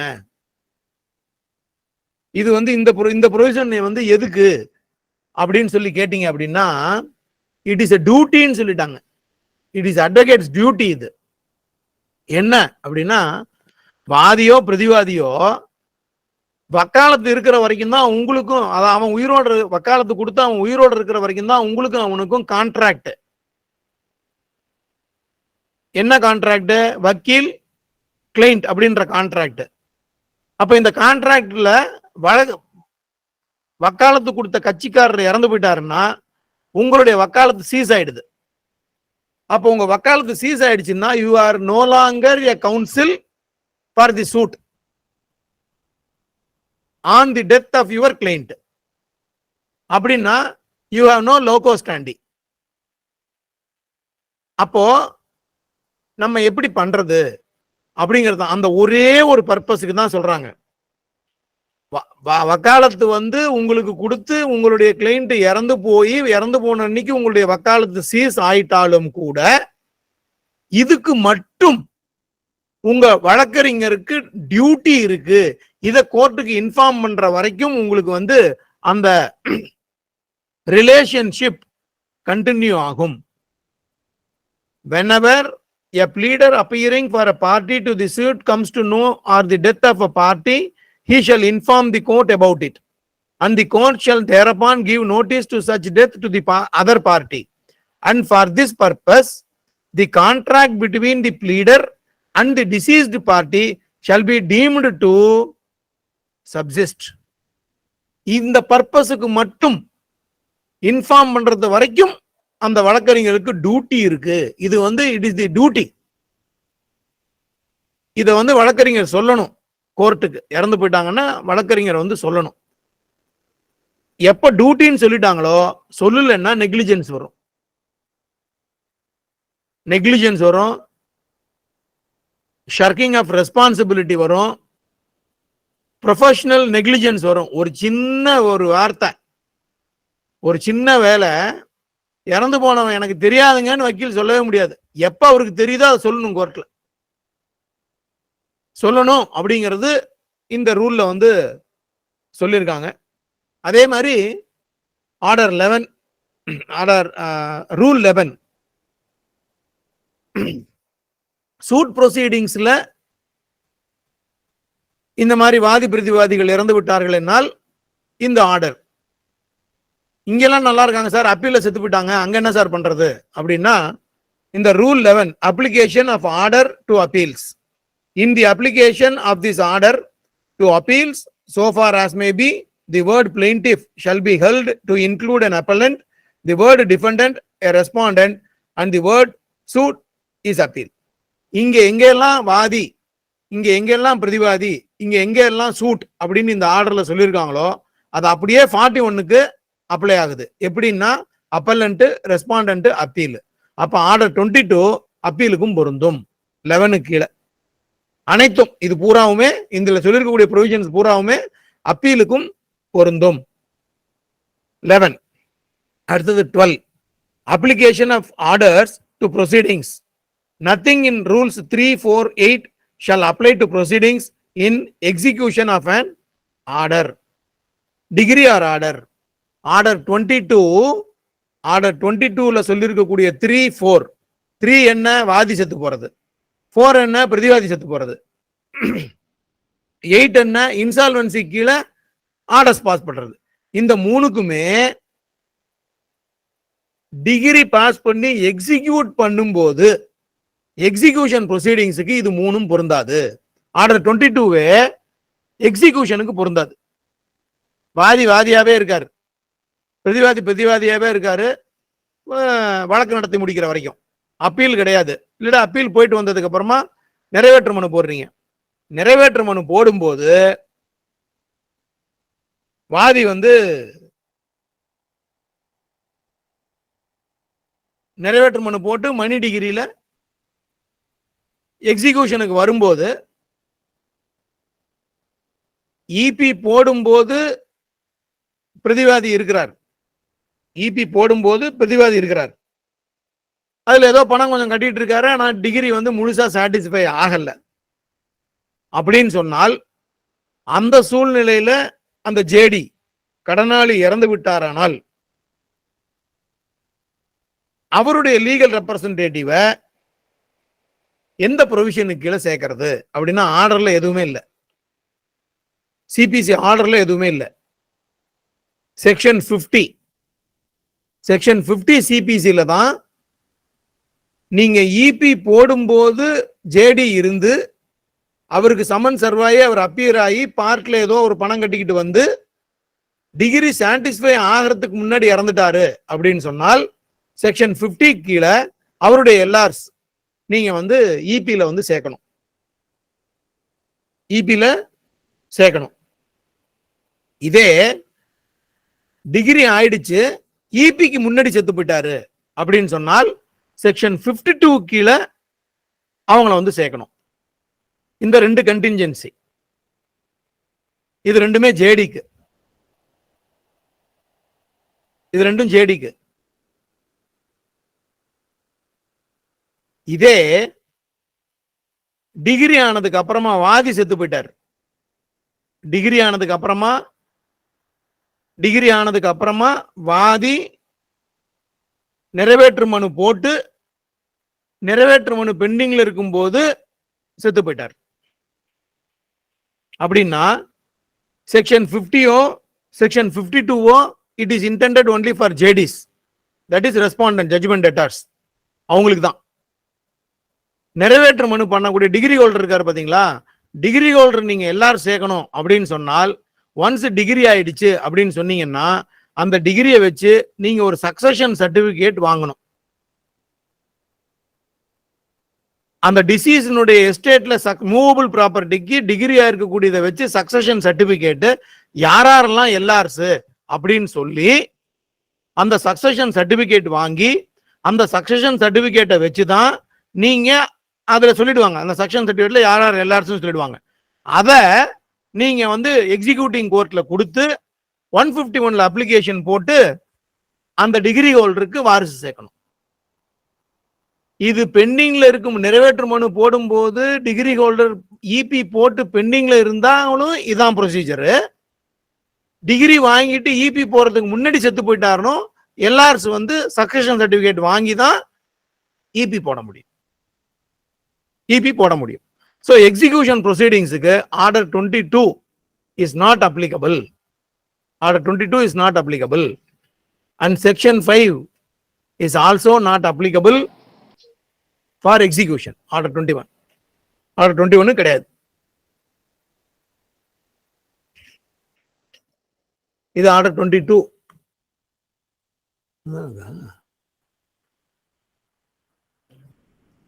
ஒரு ஆர்டர்லயே 1 மணி நேரம் ஓடி போச்சா? ஐயா சரி, 23 கண்டினியூ பண்ணலாமா சார்? எஸ் சார், உங்களுக்கு டைம் தான் கண்டினியூ பண்ணலாம் சார். ஏன்னா சூரியகுமார் சார் சொல்லுங்க. நான் பார்க்கவே இல்லை, இப்பதான் பாக்குறேன். 8:30 ஆயிடுச்சு. நான் 8:30 தான் சொன்னேன். சரிங்க சார், சரிங்க சார். உங்களுக்கு எப்படி டைம் இருக்கோ அது வச்சுக்கலாம் சார். 23 இன்னைக்கு வந்து முடிச்சிருவோம். சரிங்க சார், சரிங்க சார். ஓகே சார், கண்டிப்பா பண்ணுங்க சார். இது வந்து ஆர்டர் 23 பிராக்டிஸ் பண்ற வக்கீல்களுக்கு தெரியும். அது கலோக்கியலா சொல்லணும்னா காம்ப்ரமைஸ், காம்ப்ரமைஸ் அப்படின்னு சொல்லுவோம். பட் இது காம்ப்ரமைஸ் மட்டும் அப்படின்றது மாதிரி நம்ம பிராக்டிக்கலா பண்றோமே தவிர இதுல அபேண்டன்மெண்ட் ஆஃப் கிளைம்னு ஒண்ணு உண்டு. 10 சொத்து போடுறீங்க, 10 ஐட்டம்ஸ் ஆஃப் ப்ராப்பர்ட்டிஸ் போடும்போது பெண்டிங் சூட்ல ஏதோ ஒரு இதுல அந்த 9வது ஐட்டம் வந்து நாங்க வலியுறுத்தவில்லைங்க அப்படின்னு சொல்லிட்டு it amounts to abandonment of claim. அதுக்கும் இந்த ஆர்டர் தான், அதுக்கும் இந்த ஆர்டர் 23 தான். இதுல withdrawal and adjustment of suits அப்படின்ற அந்த டாபிக் இதுல 1 withdrawal of suit or abandonment of part of claim, ஒரு பகுதி, ஏதாவது ஒரு பகுதி கிளைம் அல்லது ஒரு property at any time after the institution of the suit the plaintiff may as against all, அதில் இருக்கக்கூடிய வழக்கில் இருக்கக்கூடிய அனைத்து பிரதிவாதிகளோ or any of the defendants abandon his suit or abandon a part of his claim. வாதி பிரதிவாதிகளின் பேர்ல வழக்கு தாக்கல் பண்ணதுக்கு அப்புறமா அவரு ஏதோ ஒரு காரணத்திற்காக அந்த பிரதிவாதிகளை பொறுத்தோ அல்லது அந்த பிரதிவாதிகள் கேட்கக்கூடிய அந்த வழக்கு சொத்துக்களை பொறுத்தோ பகுதியாக அந்த கோரிக்கையை வலியுறுத்தவில்லை என்று வாதி சொல்லலாம். வாதி வந்து சொல்லலாம். மித்தவங்களை பொறுத்தளவுக்கு அந்த வழக்கு நடக்கும். இவங்களை பொறுத்தளவுக்கு சொல்லலாம். அதாவது இப்ப நீங்க சிம்பிளா சொல்லுவீங்க, ஒன்னும் இதுலீங்க 5ஆம் பிரதிவாதியை வந்து நாங்க எக்ஸானரேட் பண்ணிக்கிறோம் அப்படின்னு சொல்லிட்டா you file a memo sir அப்படிங்கும்போது இந்த மாதிரி வாதி வந்து இந்த வழக்குல இருந்து 5ஆம் பிரதிவாதியை வந்து எக்ஸானரேட் பண்ணிக்கிறாருன்னா ரெக்கார்டட் அப்படின்னா இட் அமௌண்ட்ஸ் டு அபேண்டன்மெண்ட். அவரை பொறுத்தளவுக்கு வலியுறுத்தவில்லை, அவர் கேட்கக்கூடிய அந்த சொத்தை பொறுத்தளவுக்கு வலியுறுத்தவில்லை. It amounts to abandonment provided that where the plaintiff is a minor. அதாவது இது எல்லாமே என்ன அப்படின்னா இந்த காம்ப்ரமைஸ், அபேண்டன்மெண்ட், இது எல்லாமே வாதி மைனரா இருந்தால், பிரதிவாதி மைனரா இருந்தாலுமே நீதிமன்றத்தினுடைய பர்மிஷன் இல்லாமல் காம்ப்ரமைஸும் பண்ண முடியாது, அபேண்டன்மெண்ட்டும் பண்ண முடியாது. அதுக்கு ஆர்டர் 32 ரூல் 7, ஆர்டர் 32 ரூல் 7ல the party who intends to have the compromise or abandonment of a part of a claim where the plaintiff is a minor or a defendant is a minor, before entering into the abandonment and also the compromise, have to necessarily file an application under order 32 rule 7 seeking the permission of the court to enter into a compromise on behalf of the minor. இது இல்லாம the advocate who appeared for the minor has to certify that the compromise is for the benefit of the minor ன்னு அந்த advocate ஒரு certificate கொடுக்கணும். So terms of compromise order 32 rule 7 application together with the certificate issued by the respective counsels, இது கொடுத்து கோர்ட்ல வந்து அதை பார்த்துட்டு if the court satisfies அவங்கள கூப்பிடணும். அவங்கள கூப்பிட்டு நீங்க கொடுத்துருக்கக்கூடிய காம்ப்ரமைஸ், நீங்க கொடுத்துருக்கக்கூடிய அந்த அபேண்டன்மெண்ட் ஆஃப் கிளைம் ஆன் பிகாஃப் of minor, it is really for the benefit of minor அப்படின்னு கோர்ட் ஃபீல் பண்ணால் அதுல ஆர்டர் போடலாம். இவ்வளவு இருக்கு அதுல. எதா இருந்தாலும் சரி, ஃபுல் காம்ப்ரமைஸா இருந்தாலும் சரி, பார்ட் ஆஃப் தி காம்ப்ரமைஸா இருந்தாலும் சரி.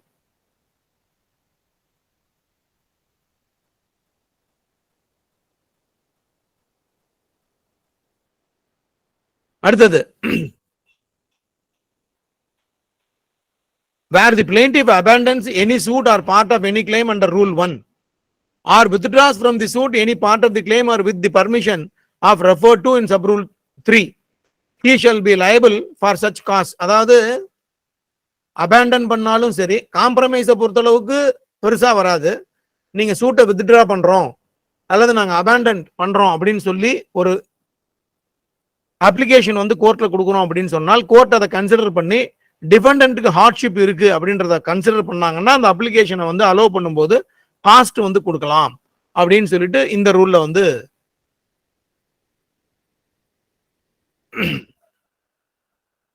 சொல்றாங்க.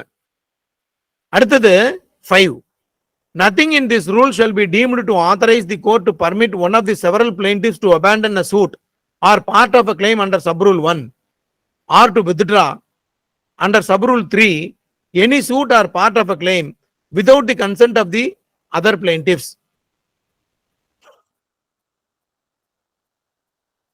மூணு வாதி இருக்காங்க.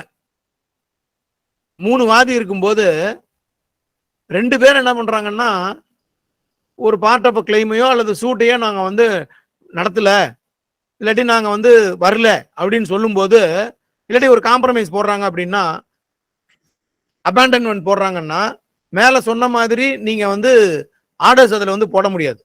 அந்த அதுல பார்ட்டிசிபேட் பண்ண இன்னொரு வாதி இருக்காரு இல்லையா, அவருடைய கன்சென்ட் இருந்தாதான் அந்த அப்ளிகேஷனை நீங்க வந்து என்டர்டைனே பண்ணலாம். Nothing in this rule shall be deemed to authorize the court to permit one of the several plaintiffs to abandon. மூணு வாதி இருக்காங்க, 4 வாதி இருக்காங்கன்னா 4 பேரும் சேர்ந்து ஒரு காம்ப்ரமைஸ் பண்ணணும், 4 பேரும் சேர்ந்து அதுல வந்து பண்ணணும். அப்படி வரல அப்படின்னு சொன்னால் நீங்க அவங்கள இன்கேஸ் வேற ஏதாவது கேசஸ்ல வந்து டிரான்ஸ்போஸ் பண்ணக்கூடிய ஒரு வாய்ப்பு இருக்கக்கூடிய வழக்கா இருந்தது அப்படின்னு சொன்னால் அவங்க டிரான்ஸ்போஸ் பண்ணதுக்கு அப்புறமா தான் நீங்க இந்த காம்ப்ரமைஸ் கொடுக்க முடியும் அல்லது அபேண்ட்மெண்ட் ஆஃப் கிளைம் கொடுக்க முடியும். அதர்வைஸ் வாதியா இருக்கிற வரைக்கும் எல்லாரும் சேர்ந்து பண்ணணும். யாரொருவர் இல்லையோ அவருடைய கன்சென்ட் இல்லாம நீங்க அதை பண்ணிக்க முடியாது அப்படின்னு ப்ரொஹிபிஷனும் அதுல வந்து கொடுத்துருக்காங்க. 1A 23 1A when transposition of defendants as plaintiffs may be permitted where a suit is withdrawn or abandoned by plaintiff under rule 1 and a defendant applies to be transposed as a plaintiff under rule 10 of order 1, the court shall, in considering such application, have due regard to the question whether the applicant has a substantial question to be decided as against any of the other defendants. Any of the other defendants அப்படின்னு சொல்லும்போது 3 பேர் சேர்ந்து partition சூட்டு போடுறீங்க. 3 பேர் சேர்ந்து வாதியா partition சூட்டு defendant பேர்ல. அதுல ஒரு பர்ச்சேசரும் இருக்கார். ஒரு ஒரு ஒரு ப்ராப்பர்ட்டி, ஜாயிண்ட் ஃபேமிலி ப்ராப்பர்ட்டியை வந்து வாங்கக்கூடிய ஒரு பர்ச்சேசரும் இருக்காரு. He claims that is a bona fide purchaser. அப்படி இருக்கக்கூடிய சூழ்நிலையில வழக்கு நிலுவையில் இருக்கும்போது 2 வாதி வந்து வழக்கு நடத்த விரும்பல. அதாவது அவங்க டிஃபெண்டன்ட் கூட கொல்லுட் ஆயிட்டாங்க ஏதோ ஒரு விதத்துலன்னு வச்சுக்கோங்களேன். வழக்கு போடும்போது சண்டையா இருந்தாங்க, வழக்கு போட்டதுக்கு அப்புறமா ராசி ஆயிட்டாங்க. இப்ப வழக்கு நடத்த 3 வாதிகள்ல 2 வாதி விரும்பல. அவங்க நடத்த வரமாட்டேன்றாங்க, கோஆபரேட் பண்ண மாட்டேன்றாங்க. என்ன பண்றது அப்படின்னா, யார் கோஆபரேட் பண்ணலையோ அவங்கள நீங்க பார்ட்டிஷன் சூட்ல டிபெண்டண்டா சேர்த்துக்கலாம், டிரான்ஸ்போஸ் பண்ணிக்கலாம். ஏன்னா அபேண்டன் பண்றாங்க claim. they are abandoning their claim by their conduct. applies to the transpose as meant. அந்த மாதிரி ஒரு சூழ்நிலையில வாதியை வந்து நீங்க வந்து கோஆபரேட் பண்ணாத அந்த வாதிகளை பிரதிவாதிகளா சேர்த்துக்கலாம் பார்ட்டிஷன் சூட்ல. இப்ப 3 பேருமே போட்டாங்க, வழக்கு போட்டுட்டாங்க, பார்ட்டிஷன் சூட்ல வழக்கு நடந்துட்டு இருக்கு. ஆனா இந்த 3 பேருமே அந்த அந்த போனஃபைட் பர்ச்சேசர் இருக்கான் பாருங்க, அவனை நீக்கிட்டு வாதியும் பிரதிவாதியும் மற்ற பிரதிவாதிகளும் ஷேரரும் சேர்ந்து ஏதோ ஒரு காம்ப்ரமைஸ் ஆயிடுறாங்க கோர்ட்டுக்கு வெளியில. அந்த சூழ்நிலையில வாதி வந்து அந்த வழக்கை நடத்த விரும்பல. நடத்த விரும்பல. அவங்களுடைய இன்ட்ரெஸ்ட், வாதியினுடைய இன்ட்ரெஸ்டும் பிரதிவாதியினுடைய இன்ட்ரெஸ்டும் சாட்டிஸ்ஃபை ஆகி போச்சு. ஆனா இந்த கிரையம் வாங்கினார் பாத்தீங்களா, அவருடைய இன்ட்ரெஸ்ட் தொக்கிக்கிட்டு நிக்குது. இவங்க 2 பேரும் கொல்லுட் பண்ணிட்டு அந்த சூட்டை வந்து விட்ரா பண்ணிட்டு போயிட்டாங்கன்னா, அல்லது சூட்டை நடத்தாம விட்டுட்டாங்க அப்படின்னு சொன்னால் இவர் வாங்கினவரு நடுவில் நிற்பாரு. இந்த கண்டின்ஜென்சி அவாய்ட் பண்றதுக்கு அப்படி ஒரு சூழ்நிலையில இந்த பர்ச்சேசர் இருக்காரு பாத்தீங்களா, டிஃபெண்டன்ட், இவர் இந்த ப்ரொவிஷன் கீழே அப்ளை போட்டு இந்த ப்ரொவிஷன் கீழே அப்ளிகேஷன் போட்டு என்னைய வந்து வாதியா டிரான்ஸ்போஸ் பண்ணுங்க, ஏன்னா எனக்கு எகென்ஸ்டா இந்த டிஃபெண்டன்ஸுக்கும் இந்த பிளைன்டிஃப்ஸுக்கும்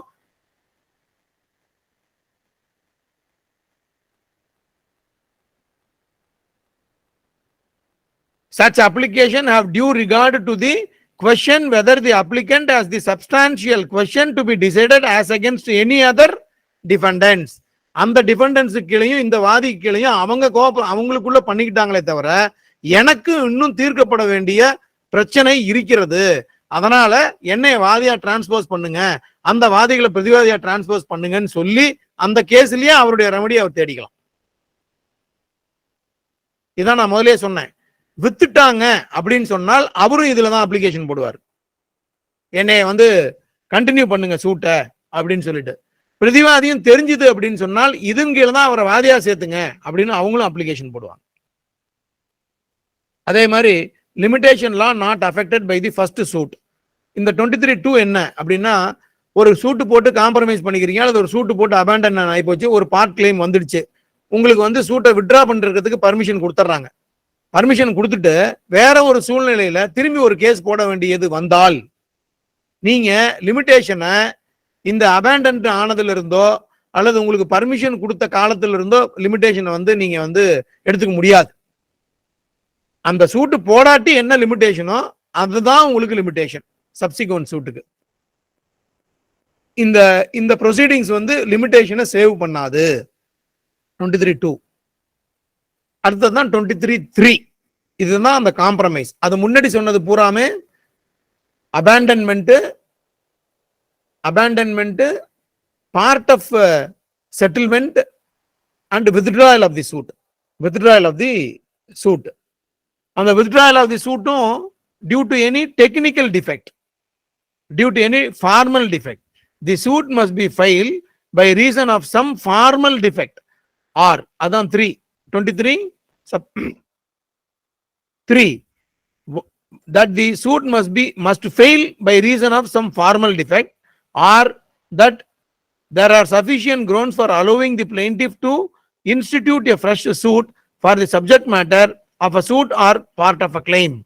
It may, on such terms as it thinks fit, grant the plaintiff permission to withdraw from such suit or such part of claim with liberty to institute a fresh suit in respect of the subject matter of such suit or such part of the claim. So, withdraw பண்ணும்போது ரெண்டு kind of withdrawal.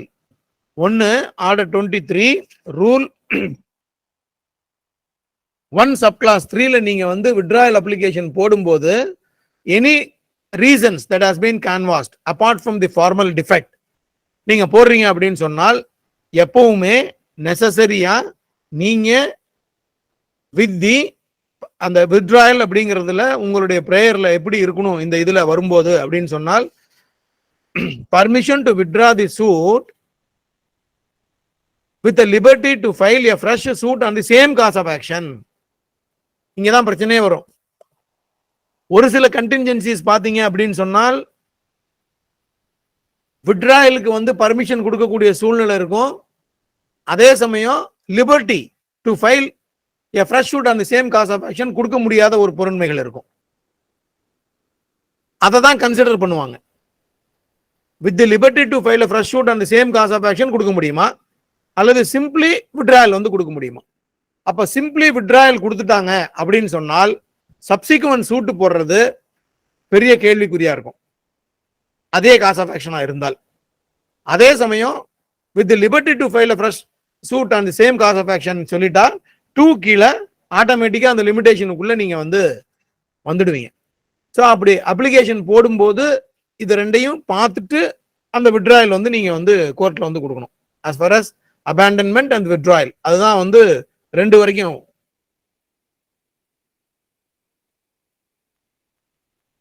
ஒன்னு transposition, 2 limitation, வித்ட்ராயலுக்கும் அபேண்டன்மெண்ட்டுக்கு அப்புறம் 3 compromise. where it is proved to the satisfaction of the court that the suit has been adjusted wholly or in part by any lawful agreement or compromise. நம்ம வந்து terms of compromise கொடுக்குறோம்ல, அதான் சொல்றாங்க agreement or compromise in writing signed by the parties, or where the defendant satisfies the plaintiff in respect of the whole or any part of the subject matter of the suit. The court shall order such agreement, compromise or satisfaction to be recorded and shall pass a degree in accordance therewith. It is called compromise degree. Therewith, so far it relates to the parties to the suit, whether or not the subject matter of the agreement, compromise or satisfaction is the same as the subject matter of the suit.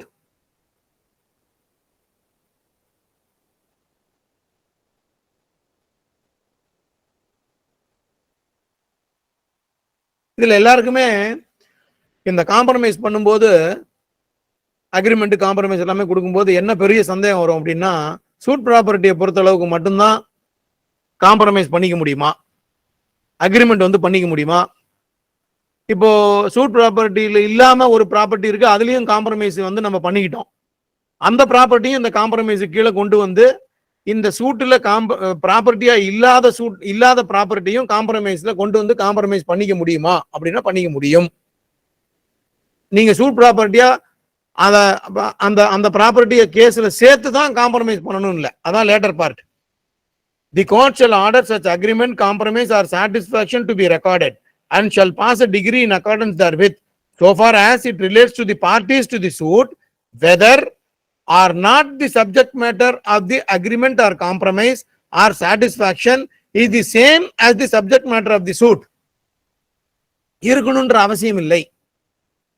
சூட்ல இல்லாத ஒரு ப்ராப்பர்ட்டிலையும் நீங்க compromise பண்ணிக்கிறீங்கன்னா அந்த ப்ராப்பர்ட்டியும் சேர்த்து நீங்க compromise பண்ணிக்கலாம், provided that where it is alleged. இது வந்து இப்ப இங்க லீகல் சர்வீசஸ் அத்தாரிட்டி ஆக்ட் இருக்கு பாத்தீங்களா, அந்த லீகல் சர்வீசஸ் அத்தாரிட்டி ஆக்ட்லயுமே இப்ப நீங்க வந்து காம்ப்ரமைஸ் வந்து லோக் அதாலத்துல பண்ணிக்கிறீங்க அப்படின்னு சொன்னால் சூட்டுல இல்லாத ப்ராப்பர்ட்டியையும் உங்களுக்குள்ள காம்ப்ரமைஸ் ஏற்பட்டுச்சுன்னா அதை எடுத்துக்கிட்டு வந்து நீங்க அந்த காம்ப்ரமைஸையும் பண்ணிக்கலாம். அது சூட்டுல இல்லைன்றதுனால நீங்க இந்த காம்ப்ரமைஸ்ல இந்த ப்ராப்பர்ட்டியை சேர்க்க முடியாது அப்படின்னு சொல்ல முடியாது. இங்கேயும் கொடுத்துருக்காங்க, லீகல் சர்வீஸ் அத்தாரிட்டிஸ் ஆக்ட்லயும் கொடுத்துருக்காங்க. provided that where it is alleged by one party and denied by the other party that the adjustment or satisfaction, அதாவது காம்ப்ரமைஸ் ஆயிடுது, கையெழுத்து போட்டுறாங்க, எல்லாமே பண்ணிடுறாங்க. கோர்ட்ல வந்து ரெக்கார்ட் பண்ணும்போது பார்ட்டிஸை கூப்பிட்டு கேட்கும்போது ஒருத்தர் அதை வந்து உண்டுன்றார், ஒருத்தர் அதை இல்லைன்னு சொல்றாரு. அப்படின்னு சொன்னால் அதை பொறுத்து கோர்ட் அன்னைக்கே decide பண்ணுன்றாங்க. When a compromise application is filed under Order 23 Rule 3 along with the terms of compromise between the parties and the parties are present before the court when it has been read over to them whether the compromise entered into between the parties is right or not and it is correct or not, whether any undue influence, coercion or misrepresentation has been found a place in that compromise. In order to ascertain that fact, when the court questions it, on that score, if one party denies it and one party affirms it, the court should not adjourn the issue to pass any order under Order 23 Rule 3. The court has to pass on the date itself, either to accept the compromise or to reject that compromise on the day itself, provided if any extraordinary circumstances or extraneous circumstances, the court was not in a position to pass any order on the date itself under Order 23 Rule 3, it can adjourn for a limited purpose for some other date. Otherwise, it is mandatory on the part of the court to pass an order on compromise petition on the day itself. அதே மாதிரி explanation என்னன்னா, an agreement or compromise which is void or voidable under the Indian Contract Act shall not be deemed to be lawful within the meaning of this rule. Suppose if the court finds that compromise is valid and recorded that compromise and passed an order by allowing that application, the other party who denies cannot challenge that compromise degree subsequently after the court passing the order. Void or voidable அந்த concept அப்போ வந்து pass பண்ணதுக்கு அப்புறமா அவங்களுக்கு வந்து எடுக்க முடியாது அப்படின்னு சொல்றாங்க. ஏன்னா இது வந்து கோர்ட் வந்து அசர்டைன் பண்ணி free compromise without any coercion the compromise அப்படிங்கறத சாட்டிஸ்ஃபை பண்ணதுக்கு அப்புறமா அவங்க அந்த ரெக்கார்ட் பண்றதுனால சப்சிக்வெண்டா அவங்களோ இல்ல அவங்களோட எல்லார்ஸோ அது வந்து இட்ஸ் நாட் ஜென்யூன் அப்படின்னு சொல்லிட்டு கான்ட்ராக்ட் ஆக்ட்ல இருக்கக்கூடிய அந்த ப்ரொவிஷன்ஸை பயன்படுத்தி காம்ப்ரமைஸை நீங்க வந்து once a compromise is entered into between the parties lawfully, it is always a compromise. 3A அந்த எக்ஸ்பிளனேஷன் கீழே கொடுத்திருக்காங்க. அந்த எக்ஸ்பிளனேஷன் கொடுத்தது காரணம் என்னன்னா, கீழே கொடுத்திருக்கக்கூடிய rule 3A bar to suit. No suit shall lie to set aside a degree on the ground that the compromise on which the degree is based was not lawful. இதுக்கு தான் அந்த மேல கொடுத்த எக்ஸ்பிளனேஷன். காம்ப்ரமைஸ் வந்து not lawful அப்படின்னு சொல்லிட்டு சூட்டை வந்து நீங்க சூட் வந்து போட முடியாது. 3A it is a bar. Once a compromise has been entered into between the parties, read over to the parties before the court and the court recorded it and the application is allowed, there ends the matter. It has become final. Even though the court has not adjudicating his judicial mind at the time when the order has been passed, the court has endorsed it. The court has endorsed it that the compromise is lawful.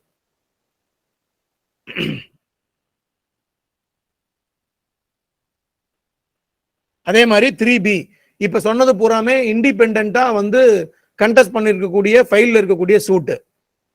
3Bல ஒரு compromise ஆகுது. 3Bல இந்த காம்ப்ரமைஸ்னா representative இன் interest. Representative இன் இன்ட்ரெஸ்ட்னா பாத்தீங்கன்னா 91 section 91 and 92 public இன்ட்ரெஸ்ட்ல வரக்கூடிய அந்த charitable பர்பஸ்க்கு போட்டிருக்கக்கூடிய அந்த case section 91 and 92 and order 1 rule 8 8ல போட்டிருக்கக்கூடிய சூட்டு. அடுத்தது ஜாயிண்ட் ஃபேமிலி மேனேஜரா மற்ற ஷேரையும் ரெப்ரசன்ட் பண்ணி as a manager of the joint ஃபேமிலியா போட்டிருக்கக்கூடிய அந்த கேஸ்லயும் இன் எனி அதர் கேஸ்ல ஜாயிண்ட் இன்ட்ரெஸ்ட் இருக்கக்கூடிய பார்ட்டிஸுக்கு சூட்டு போட்டு நடந்து அதை பொறுத்தளவுக்கு ஒரு காம்ப்ரமைஸ் வருது அப்படின்னு சொன்னால் அதை அவங்களுக்கு தெரியப்படுத்தி அவங்களுக்கு இந்த காம்ப்ரமைஸை பொறுத்தளவுக்கு அவங்களுடைய நாலேஜுக்கு கொண்டு போனதுக்கு அப்புறமா தான் அந்த காம்ப்ரமைஸை ரெக்கார்ட் பண்ணணும். அதான் 3B.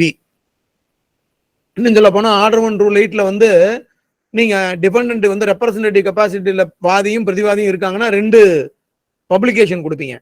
அதே மாதிரியே இதுல வாதியும் பிரதிவாதிகளும் ரெப்ரசன்டேட்டிவ் கெப்பாசிட்டி சூட்ல வந்து காம்ப்ரமைஸ் ஆகிட்டு போடுறாங்க அப்படின்னா அதே மாதிரி பப்ளிகேஷன் கொடுக்கணும். இந்த மாதிரி இவங்க 2 பேரும் காம்ப்ரமைஸ் என்டர் பண்ணிட்டு இருக்கிறதுல யாருக்காவது வந்து ஆட்சேபனை இருக்கா, அந்த அந்த ஆட்சேபனை இருக்காங்கன்னா நீங்க கோர்ட்டுக்கு வந்து சொல்லலாம் அப்படின்னு சொல்லிட்டு அங்க அப்ஜெக்டாஸ் வர்றாங்கன்னா அந்த காம்ப்ரமைஸ் பெட்டிஷன்ல அவங்கள சேர்த்து அவங்களை ஹியர் பண்ணி அதுக்கப்புறமா ஆர்டர் போடணும்.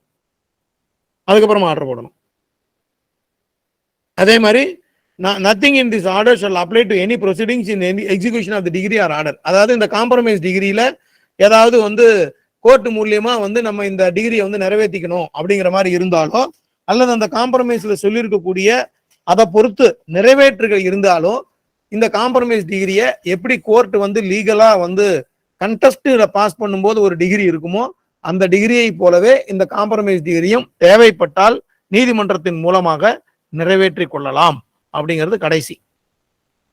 ஸோ இதான் ஆர்டர் 22, ஆர்டர் 23. நாளைக்கு வந்து திரும்பி இதே டைம்ல சொல்லியிருக்கேன் 7:30 to 8:30 சொல்றேன். மேக்சிமம் நாளைக்கு வந்து 24ல இருந்து சின்ன சின்னதான், அதெல்லாம் வந்து ரொம்ப மிஸ்லேனியஸா இருக்கும். ஜஸ்ட் வந்து இதுல பாஸ் பண்ணிட்டு வந்து போகலாம். அதுல வந்து அந்த அப்பாயின்மெண்ட் ஆஃப் ஆர்டர் 26 இருக்குல்ல கமிஷனர், அதுவும் வந்து எப்படி வந்து வரும் அப்படிங்கிறத வந்து சொல்லலாம். அதுல வந்து அடுத்த இதுல வந்து அதான் வரும். அந்த இதுல மித்ததெல்லாம் வந்து டெபாசிட் காஸ்ட் வந்து டெபாசிட் பண்றது, செக்யூரிட்டி வந்து டெபாசிட் பண்றது, அதை எப்படி டிஸ்போஸ் பண்றது அப்படிங்கிறதெல்லாம் வரும். அதெல்லாம் சின்ன ஜஸ்ட் அப்படியே ஒரு பாசிங் ரெஃபரன்ஸா போயிட்டு நெக்ஸ்ட் ப்ராக்டிக்கலா வந்து அதிகமா வர்றது வந்து ஆர்டர் 26 வந்து வரும். லோக்கல் இன்ஸ்பெக்ஷன் அப்படின்ற அந்த ஹெட்ல நாளைக்கு மேக்சிமம் எவ்வளோ ஆர்டர் கவர் பண்ண முடியுமோ பண்ணுவோம். Thank you sir. ஏதாவது டவுட்ஸ் இருந்தா கேட்கலாமா சார்? பார்ட்டிசிபென்ட்ஸ் ஏதாவது டவுட் இருக்குங்களா?